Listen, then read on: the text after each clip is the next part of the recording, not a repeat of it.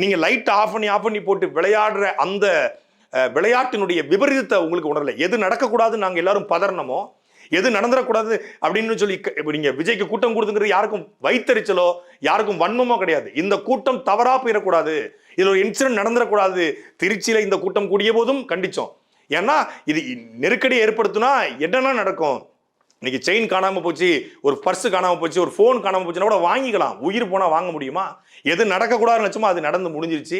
தாவேக்காவோட தலைவர் விஜய் அவர்கள் இதற்கு முழு பொறுப்பு இருக்கணும். காவல்துறையுடைய விதிமுறை விதிக்கிறாங்க, காவல்துறை நெருக்கடி கொடுக்குறாங்க, காவல்துறை அடக்குமுறை ஏவுறாங்க அப்படின்னு நீங்க ஒவ்வொரு மேடையிலும் பேசுனீங்க. அது பேசுடைய விபரீதம் உங்க தொண்டை உங்களை பார்க்க இன்னும் கூடுறான். அடக்குமுறை ஏவுறாங்க போல இருக்கு, அப்ப இன்னும் போய் நிற்போம். நெருக்கடி கொடுக்குறாங்க, இன்னும் போய் நிற்போம்.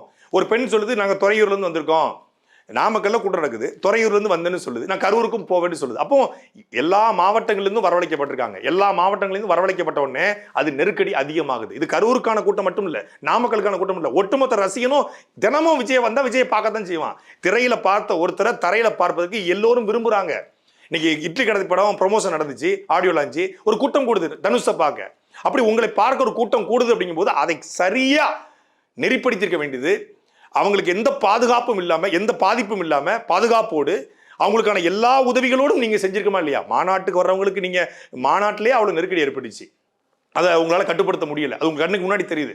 மாநாட்டிலே பல பேர், வெளிப்படையே சொல்ல போனா விக்கிரவாண்டி மாநாடு எப்படி நடைபெறுதுன்னு பார்ப்பதற்காக நான் போயிருந்தேன், ஒரு ஊடகவியலாளராக போயிருந்தேன். உண்மையிலே உள்ள இருந்து வெளியே வர முடியல, அவ்வளவு நெருக்கடி. ஒரு அந்த மாநாட்டினுடைய நுழைவாயிலிருந்து சாலை வரைக்கும் வரதுக்கு முன்னாடி மூச்சு எனக்கே திணறிடுச்சு. அவ்வளவு பேர் நெருக்கி நிற்கிறான். நான் மாஸ்க் வேற போட்டிருக்கிறேன், மாஸ்க் போட்டு தொப்பி வச்சு அவ்வளவு நெருக்கடி ஏற்படுது.